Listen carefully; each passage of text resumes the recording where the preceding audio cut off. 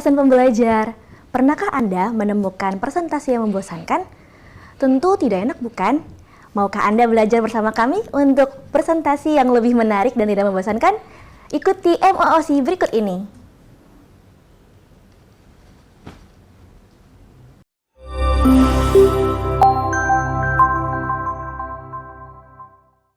Manakah yang lebih penting, cara penyampaian secara verbal atau secara nonverbal?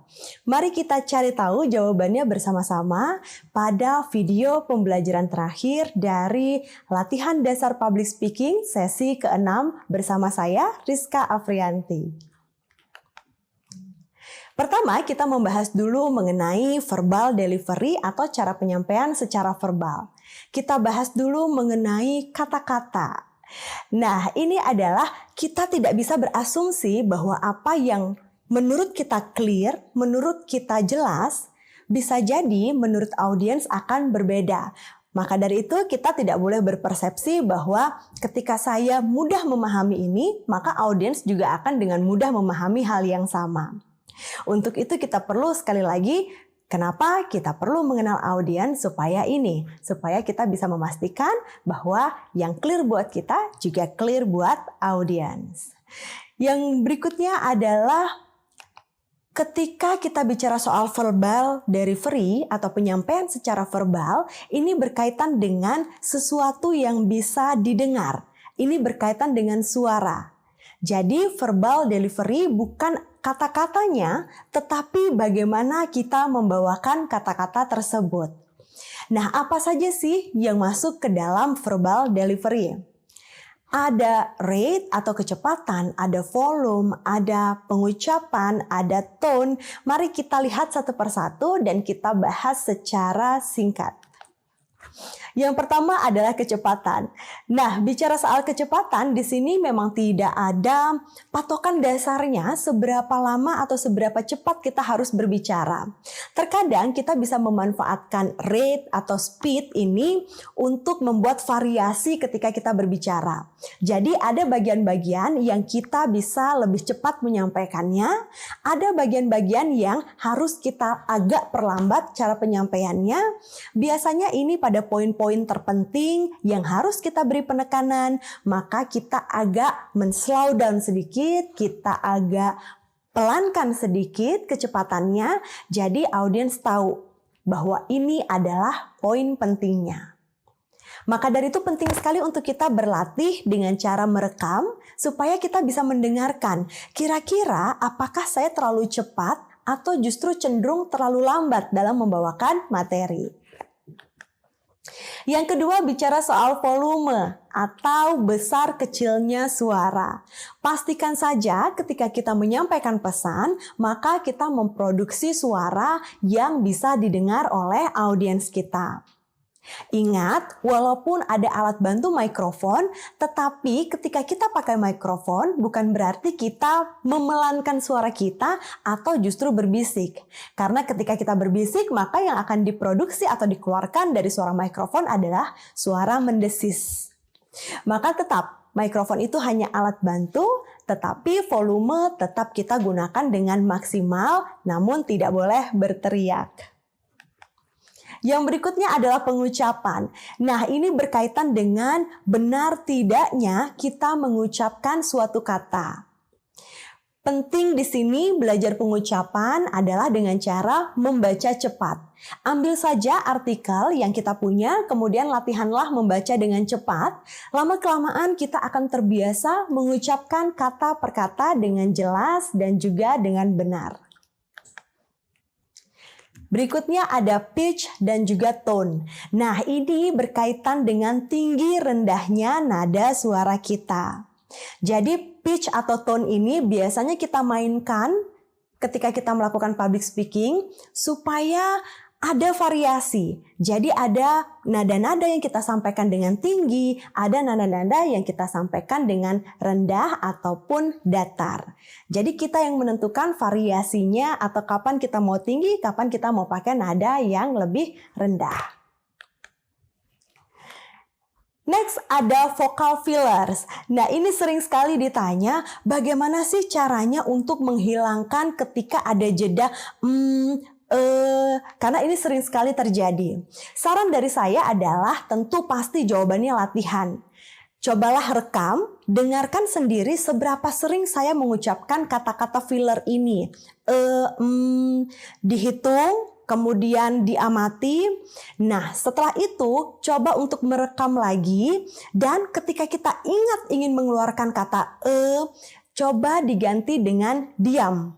Jadi biarkan saja ada jeda antara satu kalimat dengan kalimat lain. Karena diam itu lebih enak didengar daripada kita memproduksi suara atau suara filler tadi. Yang berikutnya lagi ada teknik jeda atau teknik pause. Ini biasanya disarankan adalah ketika kita membawakan materi yang cukup panjang, kita bisa menggunakan teknik jeda ini untuk mengambil kembali perhatian audiens. Biasanya kita berbicara dengan nada, tone yang sama, lalu tiba-tiba kita berikan teknik jeda, maka audiens akan mulai kembali lagi memperhatikan kita. Kenapa ya? Kok tiba-tiba diam? Nah, disinilah kemudian kita masuk lagi kepada poin terpenting. Jadi kita memastikan dengan teknik jeda ini, poin yang paling penting yang akan kita sampaikan bisa diterima oleh audiens kita karena perhatiannya sudah kembali kepada kita. Sekarang kita masuk ke yang kedua adalah bagian non-verbal delivery atau yang bisa kita sebut dengan personal appearance. Nah, kalau tadi verbal adalah tentang suara yang bisa didengar, saat ini non-verbal adalah tentang hal-hal yang bisa dilihat secara fisik dari diri kita. Mari kita bahas lebih dalam lagi mengenai personal appearance. Personal appearance tidak hanya tentang pakaian apa yang kita gunakan. Tetapi personal appearance ini juga tentang ekspresi. Ketika kita berbicara, ada baiknya didukung dengan ekspresi wajah supaya apa yang kita sampaikan menjadi lebih menarik. Ekspresi yang paling gampang dan paling umum adalah tersenyum. Biasakanlah mulai sekarang ketika berbicara dengan rekan kerja sehari-hari, gunakanlah senyuman pada setiap kegiatan. Nantinya akan terbentuk smiling face. Ketika kita sudah punya smiling face, maka public speaking berekspresi itu menjadi sangat mudah. Karena otomatis wajah kita akan membentuk smile. Yang kedua atau yang berikutnya dalam non-verbal delivery ini adalah postur. Posisi duduk, posisi berdiri, itu harus kita perhatikan. Jangan sampai kita terlihat lemas karena postur kita bungkuk. Kita terlihat tidak pede karena kita melakukan postur-postur atau menunjukkan postur-postur yang kita menjadi terlihat tidak siap. Selain itu ada juga gestur. Nah, ini adalah gerakan tangan. Biasanya ada pertanyaan, kalau saya tidak tahu harus melakukan gestur apa, maka apa yang harus saya perbuat? Maka Anda bisa memastikan posisi kedua tangan terbuka, lalu taruh dua tangan Anda di sebelah paha kanan dan paha kiri. Biarkan dalam posisi terbuka, karena nanti dengan sendirinya tangan Anda akan bergerak sesuai dengan apa yang Anda sampaikan. Tetapi jika dari awal Anda sudah mengepal tangan atau melakukan close hand position, memasukkan tangan ke saku ataupun gaya istirahat di tempat, maka secara otomatis berikutnya Anda juga pasti akan kembali melipat tangan, sehingga gestur Anda tidak terbuka. Nah, poin penting lagi lainnya dalam non-verbal delivery adalah eye contact, kontak mata. Audiens bisa tahu dengan persis ketika kita tidak berani melihat mata audiens. Maka mulai sekarang belajarlah public speaking, presentasi dengan melihat langsung kepada mata audiens kita.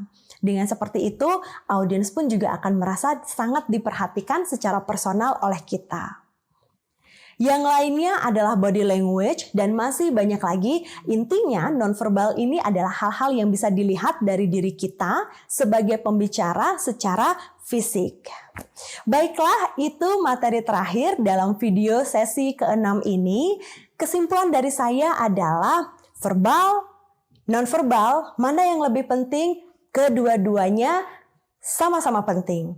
Kedua-duanya harus saling melengkapi, kedua-duanya harus jalan dengan selaras. Dan ingatlah, verbal non-verbal adalah sesuatu yang bisa kita pelajari. Saya Rizka Afrianti, terima kasih atas semua atensi Bapak Ibu. Salam sehat semuanya dan sampai jumpa di lain kesempatan.